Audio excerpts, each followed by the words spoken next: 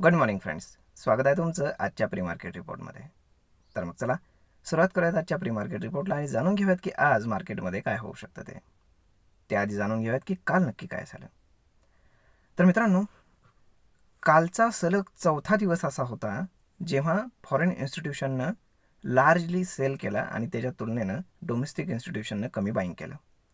परंतु कालचा जो सेल होता तो खूप, आपण काय म्हणू शकतो की खूप हेवी होता. ऑलमोस्ट 6,500 कोटींचं फॉरेन इन्स्टिट्यूशननं सेलिंग केलं आहे आणि बाईंग त्याच्या तुलनेनं ऑलमोस्ट 5,500 कोटींचं झालेलं आहे. म्हणजे आता दोघंही ॲग्रेसिव्ह सेलिंग बाईंग करतायत, परंतु ती फिगर मॅच आउट होत नाही आणि त्यामुळे मार्केट जे आहे ते सतत आपल्याला पडताना दिसतंय. आता या सगळ्या गोष्टी जर आपण पाहिल्या तर आपल्याला एक गोष्ट जाणवेल की याच्यामध्ये फॉरेन इन्स्टिट्यूशनचा म्हणजेच सेल करण्याचा प्रेशर खूप जास्त आहे. म्हणजेच डिमांड आणि सप्लाय मॅच होत नाही. कारण ग्लोबल क्यूज जर आपण पाहिले तर खूप चांगले आहेत, इनफॅक्ट पॉझिटिव्ह आहेत. कारण US मार्केट कालचा सलग 6वा दिवस आहे की ग्रीनमध्ये क्लोज आहे. कुठेही रेड कॅन्डल त्यांच्यामध्ये बनलेली नाही. आणि एशियन मार्केट जर पाहिले तर ऑलमोस्ट सगळे ग्रीनमध्ये आहेत. आणि डॉलर जर आपण पाहिला तर कूल डाऊन होतो आहे. त्यानंतर क्रूड ऑइल आहे तर तेही आता $83 आसपास आहे. त्यामुळे फार असं काळजी करण्यासारखं काही नाहीच आहे पूर्ण जगामध्ये. पण तरीही आपल्याकडे जे आहे तर ते फिअर वाढतं आहे. का तर इंडिया विक्स आपल्याकडे वाढतो आहे, रोज वाढतो आहे. आता तो ऑलमोस्ट 17 क्रॉस करून गेला आहे. त्यामुळे आपण जर पाहिलं तर एकंदर आपल्याकडे भीतीचा माहोल आहे. जसं जसं आपले इलेक्शनचे रिझल्ट्स आता जवळ येत आहेत, इलेक्शन ओव्हर होत चाललं आहे, त्या पद्धतीनं आता मार्केट त्याच्या बाजूला निघालेलं आहे. आणि फॉरेन इन्स्टिट्यूशन जे सेल करत आहेत ते त्याच्यामुळेच मे बी सेल करत असावेत की पार्लिमेंटचं इलेक्शन काय लागेल किंवा रिझल्ट काय लागेल हे कुणालाही माहीत नाही. आणि त्यांनी असा विचार केला असेल की जेव्हा गव्हर्नमेंट पूर्ण क्लिअर बहुमतानं निवडून येईल तेव्हा आपण पुन्हा बाईंग करायला सुरुवात करू. त्यामुळे या सगळ्या गोष्टींचा अंदाज घेऊन असं वाटतं की जोपर्यंत इलेक्शनचे रिझल्ट्स येत नाहीत तोपर्यंत मे बी ते सेल करू शकतात. कारण ते आता हेवीली सेल करायला त्यांनी सुरुवात केली आहे. यामुळे काय होतं आहे की मार्केटमध्ये एक प्रेशर क्रिएट झालेलं आहे आणि जे डोमेस्टिक इन्स्टिट्यूशन आहेत ते बाईंगही का करत नाहीत तर त्याच्यामागचे रिझन हेच आहे की हेवीली बाईंग केलं आणि जर समजा मार्केट पडलं 4 जून नंतर तर मग काय करायचं. म्हणून ते थोडासा हातचा राखूनच गेम खेळत असतील. पाहूयात काय होतंय. तर मग आता आपण जर पाहिलं तर मार्केट पडण्याची जी सिच्युएशन आहे ती हळूहळू कमी व्हायला लागली. काल निफ्टी तर ऑलमोस्ट 0 पॉईंट म्हणजे वरती खाली जाऊन 0 पॉईंटलाच बंद झालेलं आहे. आता आपण पाहिलं तर निफ्टीपेक्षा बँक निफ्टी जास्त बेरिश आहे. कारण बँकिंग स्टॉक्समध्ये एकदमच सेलिंग आलेलं आहे. HDFC बँकमध्ये चांगल्यापैकी सेलिंग आलं आहे. आता आज एक मेजर इव्हेंट आहे तो म्हणजेच SBIचा रिझल्ट. SBIचा रिझल्ट हा बराच टर्न अराउंड करू शकतो बऱ्याचशा गोष्टींना. म्हणजेच जे काही गव्हर्नमेंटचे स्टॉक्स आहेत त्यांनासुद्धा, प्लस बँक निफ्टीलासुद्धा आणि निफ्टीलासुद्धा.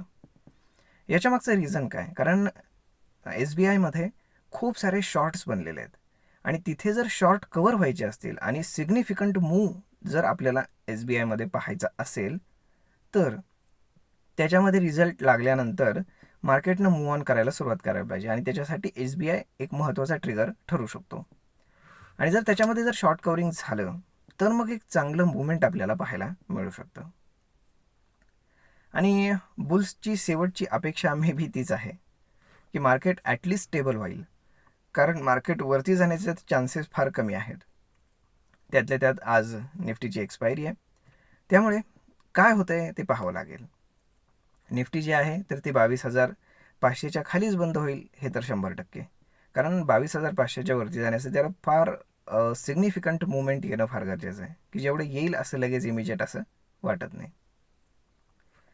तर मग आता बाकी तर खास काही नाही, असं वर्ल्ड इकॉनॉमिक डेटा वगैरे असं फार काही नाहीच आहे. त्यामुळे पाहावं लागेल की काय घडतंय ते.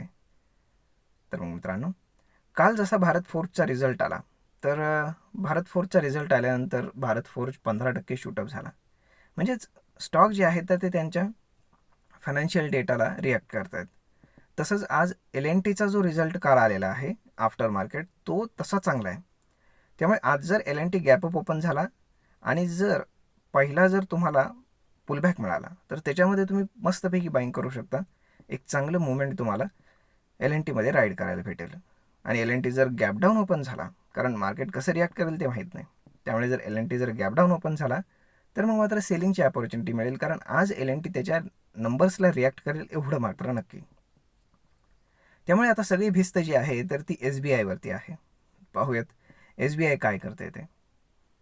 तर मग मित्रांनो, निफ्टी आणि बँक निफ्टीमध्ये थोडंसं जपून ट्रेड करा. त्याचं कारण असं की इंडिया विक्स वाढतोय आणि ज्यांना ऑप्शन सेल करायचं तर त्यांनी आता पैसे जमा करून ठेवा, कारण जेव्हा हा इंडिया विक्स वाढून वाढून एका हायर लेवलला जाईल आणि तिथने जेव्हा तो खाली यायला पुन्हा सुरुवात होईल तर मग मात्र याच्यामध्ये एक चांगली अपॉर्च्युनिटी मिळू शकते ऑप्शन सेल करण्यासाठी डिरेक्शनली, कारण तोपर्यंत मार्केटनं डिरेक्शन पकडलेलं असेल आणि इंडिया विक्स खाली यायला सुरुवात होईल. आणि या सगळ्या गोष्टींमुळे काय होतं की ज्या ऑप्शनच्या प्राइजेस इन्फ्लेट झालेल्या आहेत तर त्या एका बाजूने ढासळायला सुरुवात होतील, कमी व्हायला अचानक सुरुवात होईल आणि त्याचाच फायदा ऑप्शन सेलरला जास्त होईल. परंतु सध्या ऑप्शन सेलरनं काहीही करू नये, कारण ते त्यांच्या अंगाशीच येते. आणि जे काही आपण काय म्हणतो की स्पाइक्स येत आहेत एक्सपायरीच्या दिवशी, तर त्या दिवशी तर बिलकुल करू नये, कारण नुकसानच जास्त होतं, फायदा तर अजिबात होत नाही. तर मग आय होप तुम्हाला हा व्हिडिओ